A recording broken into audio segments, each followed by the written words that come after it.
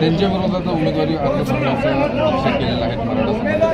काय दिवसामध्ये असा निर्णय घेतला, त्याचा काय विचार नाही तुमच्या मनात? गेले 5 वर्ष झालं ज्यावेळेस मी निवडून आले त्यावेळेस जनतेला मी जे आश्वासन दिले होते की मी जनतेचे तळागाळापासून काम करणार, त्यांच्या ज्या काही समस्या मी जनतेच्या सोडवणार. त्यावेळेस मी तर जनतेचे प्रश्न सोडवत असताना जे सभागृहामध्ये जे आम्हाला निधी भेटत होता, गेले BJPचं सरकार असल्यामुळं निधी देत नव्हते, काय नव्हते, अनेक सभा व्हायचे, त्या ठिकाणी डावळायला बघायचे आणि जे आमचे गटनेते होते त्या लोकांसोबत भेळमिक्स होऊन झाले. जे काही टक्केवारी आहेत ते खायचं काम करायचे आणि आंदोलन करताना आम्हाला पुढे घ्यायचे. मग हे मी अनेक 1 वर्ष बघितले. कोण म्हणताना काँग्रेस पक्षाचे कोण आता शहराध्यक्ष झालेत, ते करायचे, त्यांच्याशी मिसळून राहायचे करायचे. मग त्यावेळेस मी काँग्रेस पार्टीला जे शिंदे साहेबाला जे आश्वासन दिले की आपण असा जो चालू आहे प्रकार, आम्हाला निधी नाही काय नाही या. मग त्यावेळेस शिंदे साहेबांचं काम होतं ना की नगर लोकांना दोन्ही पार्टीला व्यवस्थित समजून सांगणं करणं, ते आम्हाला समजून घेतलेलेच काय नाहीत. मग ज्या ठिकाणी माझी जनता त्या ठिकाणी मी, आणि काँग्रेसने उलट मी सभागृहात पुढून घातल्यानंतर ना काँग्रेसने मला नोटीस दिली. कशामुळं का BJPचा. मॅडम आज आपण उमेदवार कशासाठी होते सांगा.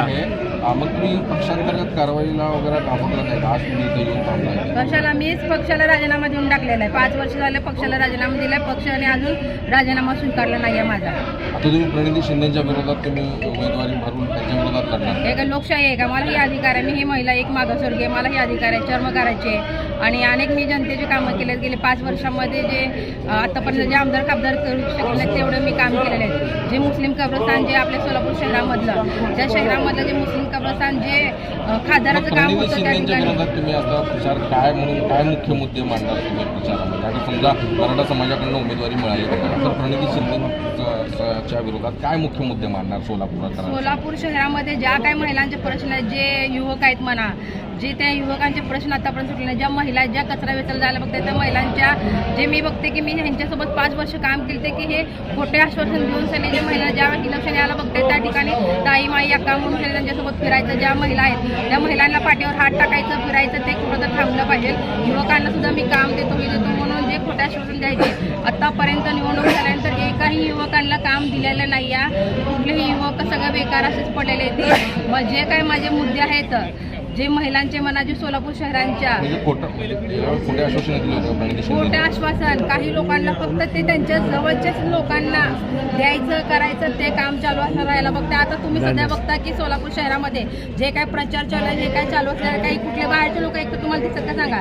दिसत नाही आहे. जे जवळचे आहेत त्याच लोकांचा प्रचार चालू आहे. परवा प्रणिती शिंदेंना मराठा समाजाने जबरदस्त विरोध केला होता पंढरपुरात, त्याच्याबद्दल तुम्ही काय सांगा? त्यांनी एकदम राग संताप व्यक्त केला होता म्हणजे जोरात. त्याच्याबद्दल तुमची काय प्रतिक्रिया आहे? हे योग्य होतं का नाही प्रणिती शिंदे? ते ताईचं योग्य नाही आहे, कारण की त्यांनी त्यांना संयम नाही आहे. त्यांनी प्रत्येक इथं एक मराठा समाजाने केलं. जे अनेक जे नगरसेवक, जे महिला म्हणा, जे जनवसाला जायला बघते त्याही लोकांना त्यांनी व्यवस्थित असं बोलत नाहीत, करत नाहीत. महिलांविषयी तर त्यांचं दृष्टिकोन खूप वेगळं असल्यासारखे.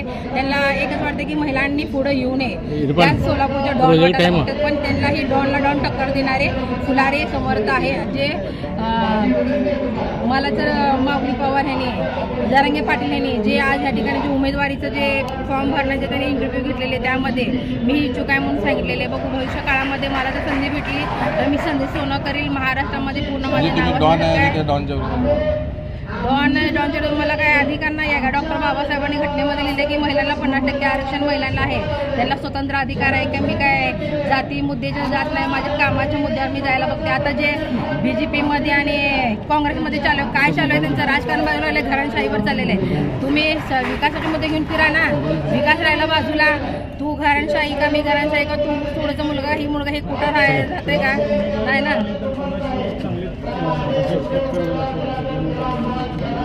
हो का? मला तर उमेदवारी भेटली तर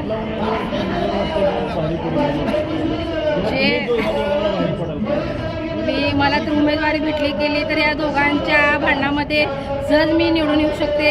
मला माहिती आहे माझं काम आहे, माझं कार्य आहे, जनतेला सगळं माहिती आहे. मला बीड जिल्ह्यामधनं सुद्धा बोलवतात कार्यक्रमाला, अनेक ह्याच्यामधनं गावाला बोलवायला बघतात. परवा दिवशी आळगीला वगैरे बोलवले होते. प्रत्येक समाज माझ्यासोबत आले. माझ्या ठिकाणी माझं मूळ माहेर, माझ्या वडिलाचं जे मूळ गाव आहे मंगळवेढा आहे.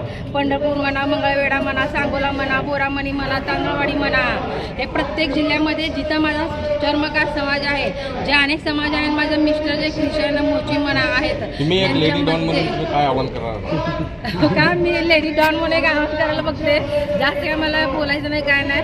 मी फक्त इच्छुक आहे म्हणून त्यांनी बोललेली आहे. ज्या सोलापूर शहराच्या ज्या काही समस्या आहेत, जे ठीक आहे. आतापर्यंत सरकार देऊ शकले नाही, जे आमदार खासदार ते देऊ शकले नाही, तितके वर्ष सत्तेवर राहून त्यांनी BJP म्हणा, शिवसेना म्हणा, ठीक आहे, ताई. अनेक लोकांनी त्या मुद्द्याला मी घेऊन त्यांनी लढणार. माझ्या कामाची पावती मी लोकांना दाखवून त्यांनी देणार. ओके.